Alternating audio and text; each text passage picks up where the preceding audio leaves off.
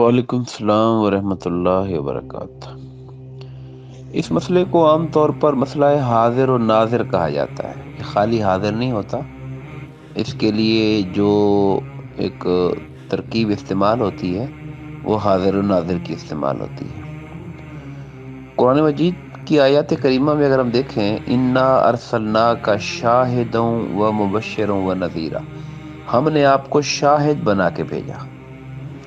شاہد کا معنی ہوتا ہے گواہی دینے والا، اور یہ گواہی دینے کا جو مفہوم ہے یہ قرآن مجید کی اور آیتوں کے اندر بھی موجود ہے، جیسے وَكَيْفَ إِذَا جِئْنَا مِنْ كُلِّ أُمَّةٍ بِشَهِيدٍ، اور اے حبیب وہ کیسا منظر ہوگا جب ہم ہر امت میں سے ایک گواہ بنا کے لائیں گے، وَجِئْنَا بِكَ عَلَىٰ هَٰؤُلَاءِ شَهِيدًا، اور آپ کو ان سب پر گواہ بنا کے لائیں گے، ہر نبی کی امت کے اوپر۔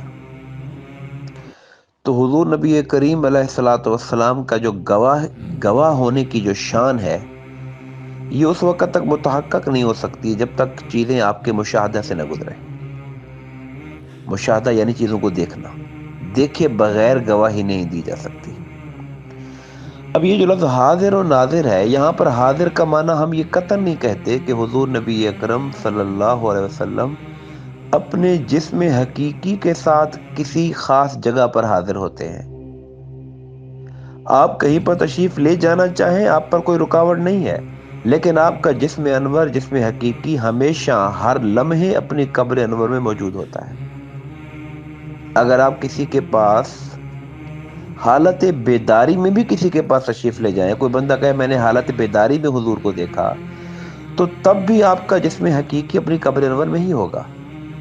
وہ آپ کا جسم مثالی ہوگا جو اللہ نے آپ کو عطا فرمایا ہوگا جب آپ کسی کے پاس کسی کو عزت بخشنے کے لیے اور کسی اپنے غلام پہ کرم فرمانے کے لیے تشریف لے جائیں۔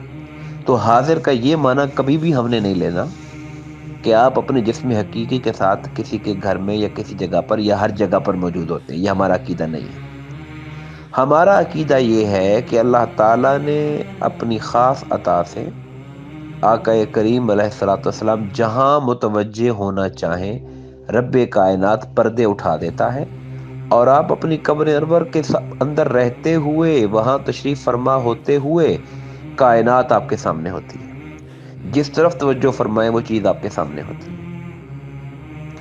تو چونکہ آپ ہر چیز کا مشاہدہ فرماتے ہیں اور جو چیز چاہیں اس کو دیکھتے ہیں، تو دیکھنے کو کہتے ہیں ناظر۔ آپ کہتے ہیں ٹی وی میں ہم کہتے ہیں ناظرین، یعنی کہ جو دیکھنے والے لوگ ہیں۔ ایک تو ہوتے ہیں سامعین سننے والے، ناظرین دیکھنے والے۔ ناظرین کا واحد ہے ناظر۔ حقیقت میں حضور نبی کریم علیہ الصلوۃ والسلام ناظر ہیں، دیکھنے والے ہیں۔ اور جو حقیقتاً ناظر ہوتا ہے وہ حکماً حاضر ہوتا ہے، اسے حاضر سمجھا جاتا ہے، چونکہ وہ دیکھ رہا ہے تو ایسے جیسے موجود ہے۔ ہمارے استاد مکرم شیخ الاسلام ڈاکٹر طارق صاحب ایک مثال سے اس بات کو ہمیں سمجھاتے تھے کہ جس طرح کوئی آدمی کسی پارک یا گراؤنڈ کے ساتھ کسی ہائی رائز بلڈنگ میں چھٹے، ساتویں، آٹھویں فلور پہ رہتا ہو، پارک میں دو بندے جھگڑ پڑتے ہیں، تو وہ پارک میں ایکچولی موجود نہیں تھا اپنے گھر میں اس بلڈنگ کے چھٹے فلور پر۔ وہ گواہی دینے چلا جاتا ہے کہ جی فلاں آدمی نے فلاں کو مارا ہے، میں اس کو دیکھ رہا تھا۔ تو اس سے جج اگر پوچھے گا کہ کیا آپ گراؤنڈ میں تھے، وہ کہے گا نہیں، میں تو وہاں حاضر نہیں تھا۔ تو اگر وہ حاضر نہیں تھے گواہی کیسے دے رہے ہیں؟ تو وہ جواب میں کہیں گے گرچہ میں وہاں پر حاضر نہیں تھا، لیکن میں ایسے مقام پر تھا کہ میں اسے دیکھ رہا تھا، چونکہ میں دیکھ رہا تھا لہذا مجھے حاضر مانا جائے، حاضر سمجھا جائے۔ تو ہم جب حاضر اور ناظر حضور نبی کریم علیہ الصلوۃ والسلام کی ذات بابرکات کے لیے بولتے ہیں، تو اصلاً آپ ناظر ہیں اللہ کے اذن، اللہ کی عطا سے، جہاں چاہتے ہیں اس کو دیکھتے ہیں۔ چونکہ آپ دیکھتے ہیں لہٰذا ہم آپ کو حاضر بھی مانتے ہیں حکمی طور پر۔ یہ عقیدہ حاضر و ناظر ہے۔